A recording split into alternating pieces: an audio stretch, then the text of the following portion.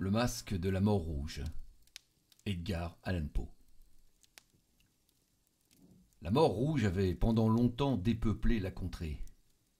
Jamais peste ne fut si fatale, si horrible. Son avatar, c'était le sang, la rougeur et la hideur du sang. C'étaient des douleurs aiguës, un vertige soudain, et puis un suintement abondant par les pores et la dissolution de l'être. Les taches pourpres sur le corps, et spécialement sur le visage de la victime, la mettaient au banc de l'humanité et lui fermaient tout secours et toute sympathie. L'invasion, le progrès, le résultat de la maladie, tout cela était l'affaire d'une demi-heure. Mais le prince Prospero était heureux et intrépide et sagace. Quand ses domaines furent à moitié dépeuplés, il convoqua 1 millier d'amis vigoureux et allègres de cœur, choisis parmi les chevaliers et les dames de sa cour, et se fit avec eux une retraite profonde dans une de ses abbayes fortifiées. C'était un vaste et magnifique bâtiment, une création du prince, d'un goût excentrique et cependant grandiose. Un mur épais et haut lui faisait une ceinture. Ce mur avait des portes de fer. Les courtisans, une fois entrés, se servirent de fourneaux et de solides marteaux pour souder les verrous. Ils résolurent de se barricader contre les impulsions soudaines du désespoir extérieur et de fermer toute issue aux frénésies du dedans. L'abbaye fut largement approvisionnée. Grâce à ces précautions, les courtisans pouvaient jeter le défi à la contagion. Le monde extérieur s'arrangerait comme il pourrait. En attendant, c'était folie de s'affliger ou de penser. Le prince avait pourvu à tous les moyens de plaisir. Il y avait des bouffons, il y avait des improvisateurs, des danseurs, des musiciens. Il y avait le beau sous toutes ses formes. Il y avait le vin. En dedans, il y avait toutes ces belles choses et la sécurité. Au dehors, la mort rouge.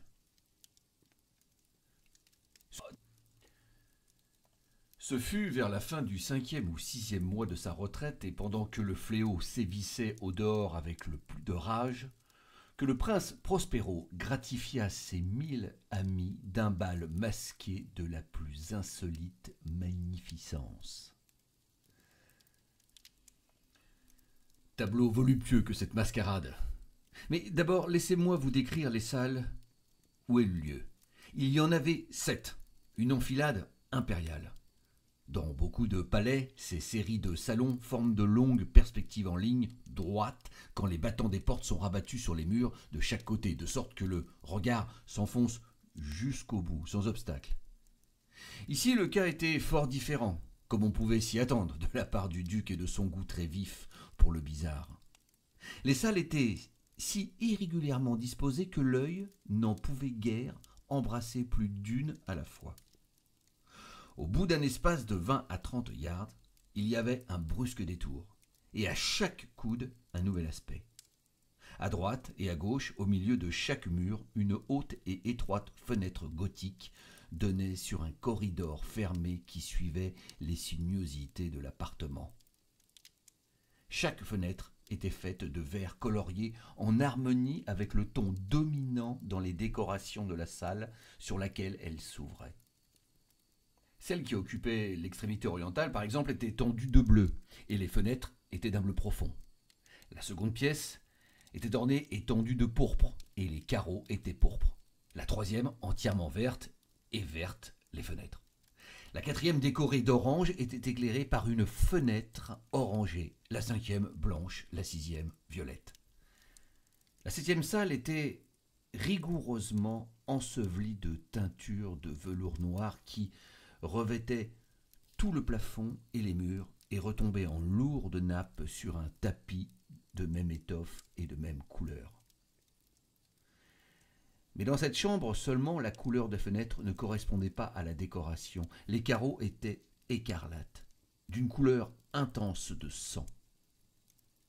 Or, dans aucune des 7 salles, à travers les ornements d'or éparpillés à profusion, çà et là ou suspendus aux lambris, on ne voyait de lampe ni de candélabre. Ni lampe, ni bougie. aucune lumière de cette sorte dans cette longue suite de pièces. Mais dans les corridors qui leur servaient de ceinture, juste en face de chaque fenêtre, se dressait un énorme trépied avec un brasier éclatant qui projetait ses rayons à travers les carreaux de couleur et illuminait la salle d'une manière éblouissante. Ainsi se produisait une multitude d'aspects chatoyants et fantastiques. Mais dans la chambre de l'ouest, la chambre noire, la lumière du brasier qui ruisselait sur les teintures noires à travers les carreaux sanglants était épouvantablement sinistre et donnait aux physionomies des imprudents qui y rentraient un aspect tellement étrange que bien peu de danseurs se sentaient le courage de mettre les pieds dans son enceinte magique. C'est aussi dans cette salle que s'élevait contre le mur de l'ouest une gigantesque horloge d'ébène. Son pendule se balançait avec un tic-tac sourd, lourd, monotone.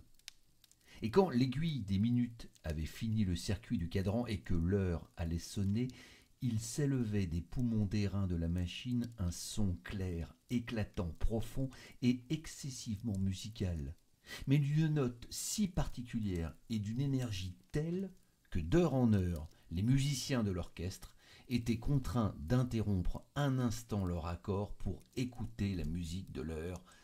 Les valseurs alors cessaient forcément leur évolution. Un trouble momentané courait dans toute la joyeuse compagnie, et tant que vibrait le carillon, on remarquait que les plus fous devenaient pâles, et que les plus âgés et les plus rassis passaient leurs mains sur leur front, comme dans une méditation ou une rêverie délirante. Mais quand l'écho s'était tout à fait évanoui, une légère hilarité circulait par toute l'assemblée. Les musiciens s'entre-regardaient et souriaient de leurs nerfs et de leur folie, et se juraient tout bas les uns aux autres que la prochaine sonnerie ne produirait pas en eux la même émotion. Et puis après la fuite des 60 minutes, qui comprennent les 3600 secondes de l'heure disparue, arrivait une nouvelle sonnerie de la fatale horloge. Et c'était le même trouble, le même frisson, les mêmes rêveries. Mais en dépit de tout cela, c'était une joyeuse et magnifique orgie. Le goût du duc était tout particulier. Il avait un œil sûr à l'endroit des couleurs et des effets. Il méprisait le décorum de la mode.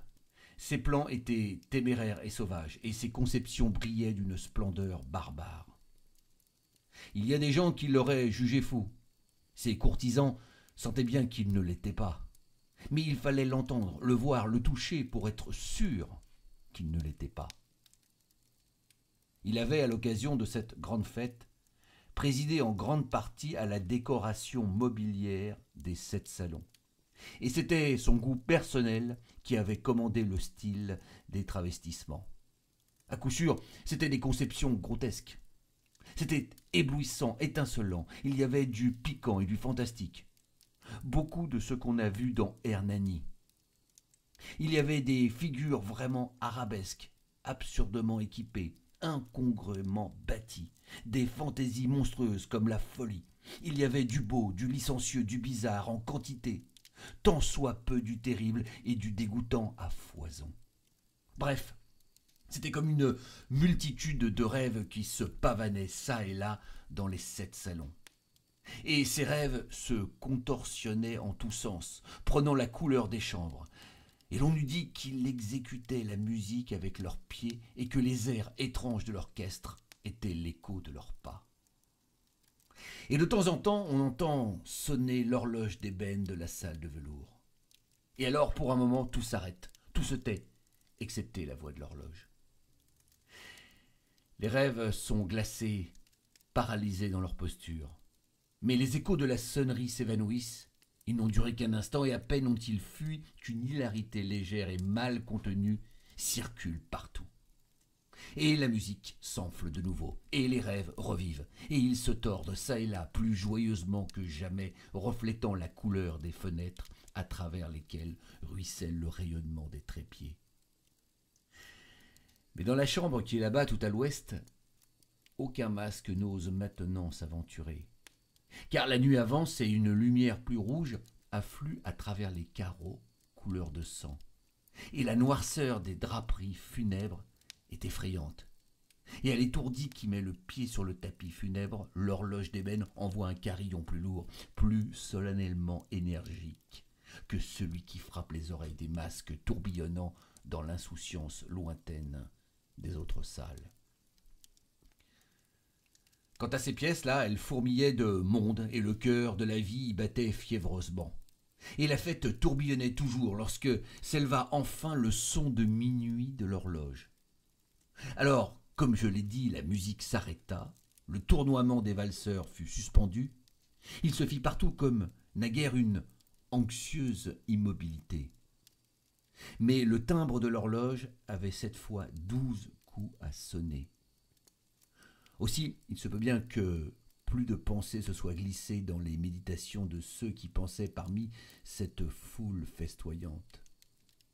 Et ce fut peut-être aussi pour cela que plusieurs personnes parmi cette foule, avant que les derniers échos du dernier coup fussent noyés dans le silence, avaient eu le temps de s'apercevoir de la présence d'un masque qui jusque-là n'avait aucunement attiré l'attention.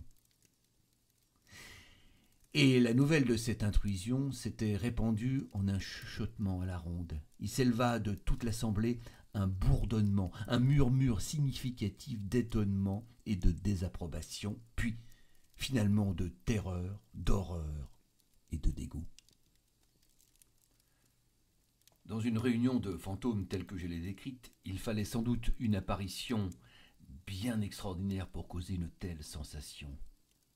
La licence carnavalesque de cette nuit était, il est vrai, à peu près illimitée, mais le personnage en question avait dépassé l'extravagance d'un Hérode et franchi les bornes, cependant complaisantes, du décorum imposé par le prince.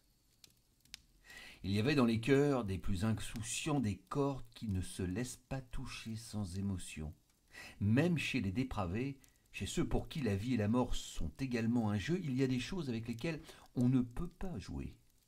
Toute l'assemblée parut alors sentir profondément le mauvais goût et l'inconvenance de la conduite et du costume de l'étranger. Le personnage était grand et décharné et enveloppé d'un suaire de la tête aux pieds. Le masque qui cachait le visage représentait si bien la physionomie d'un cadavre raidi que l'analyse la plus minutieuse aurait difficilement découvert l'artifice. Et cependant, tous ces fous auraient peut-être supporté, sinon approuvé, cette laide plaisanterie. Mais le masque avait été jusqu'à adopter le type de la mort rouge. Son vêtement était barbouillé de sang, et son large front, ainsi que tous les traits de sa face, étaient aspergés de l'épouvantable écarlate. Quand les yeux du prince Prospero tombèrent sur cette figure de spectre, qui, d'un mouvement lent, solennel, emphatique, comme pour mieux soutenir son rôle, se promenait çà et là à travers les danseurs, on le vit d'abord convulsé par un violent frisson de terreur ou de dégoût. Mais une seconde après, son front s'empourpra de rage. « Qui ose ?» demanda-t-il d'une voix enrouée aux courtisans debout près de lui. « Qui ose nous insulter par cette ironie blasphématoire ? Emparez-vous de lui et démasquez-le, que nous sachions qui nous aurons à pendre au créneau au lever du soleil. » C'était dans la chambre de l'Est, ou chambre bleue, que se trouvait le prince Prospero quand il prononça ces paroles.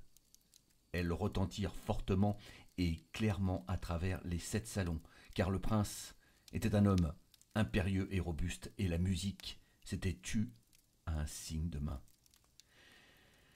C'était dans la chambre bleue que se tenait le prince avec un groupe de pâles courtisans à ses côtés. D'abord, pendant qu'il parlait, il eut parmi le groupe un léger mouvement en avant dans la direction de l'intrus qui fut un instant presque à leur portée et qui maintenant d'un pas délibéré et majestueux se rapprochait de plus en plus du prince. Mais par la suite, d'une certaine terreur indéfinissable que l'audace insensée du masque avait inspirée à toute la société, il ne se trouva personne pour lui mettre la main dessus. Si bien que, ne trouvant aucun obstacle, il passa à 2 pas de la personne du prince. Et pendant que l'immense assemblée comme obéissant à un seul mouvement, reculait du centre de la salle vers les murs, il continua sa route sans interruption de ce même pas solennel et mesuré qui l'avait tout d'abord caractérisé, de la chambre bleue à la chambre pourpre, de la chambre pourpre à la chambre verte, de la verte à l'orange, de celle-ci à la blanche, et de celle-là à la violette, avant qu'on eût fait un mouvement décisif pour l'arrêter. Ce fut alors toutefois que le prince Prospero, exaspéré par la rage et la honte de sa lâcheté d'une minute, s'élança précipitamment à travers les 6 chambres où nul ne le suivit, car une terreur mortelle s'était emparée de tout le monde. Il brandissait un poignard nu et s'était approché impétueusement à une distance de 3 ou 4 pieds du fantôme qui battait en retraite, quand ce dernier, arrivé à l'extrémité de la salle de velours, se retourna brusquement et fit face à celui qui le poursuivait. Un cri aigu partit, et le poignard glissa avec un éclair sur le tapis funèbre où le prince Prospero tombait mort, une seconde après. Alors, invoquant le courage violent du désespoir, une foule de masques se précipita à la fois dans la chambre noire et, saisissant l'inconnu qui se tenait comme une grande statue droit et immobile dans l'ombre de l'horloge d'ébène, ils se sentirent suffoqués par une terreur sans nom en voyant que sous le linceul et le masque cadavéreux qu'ils avaient empoigné avec une si violente énergie ne se logeait aucune forme palpable. On reconnut alors la présence de la mort rouge. Elle était venue comme un voleur de nuit, et tous les convives tombèrent un à un dans les salles de l'orgie inondées d'une rosée sanglante, et chacun mourut dans la posture désespérée de sa chute. Et la vie de l'horloge d'ébène disparut avec celle du dernier de ces êtres joyeux, et les flammes des trépieds expirèrent, et les ténèbres et la ruine et la mort rouge établirent sur toute chose leur empire illimité.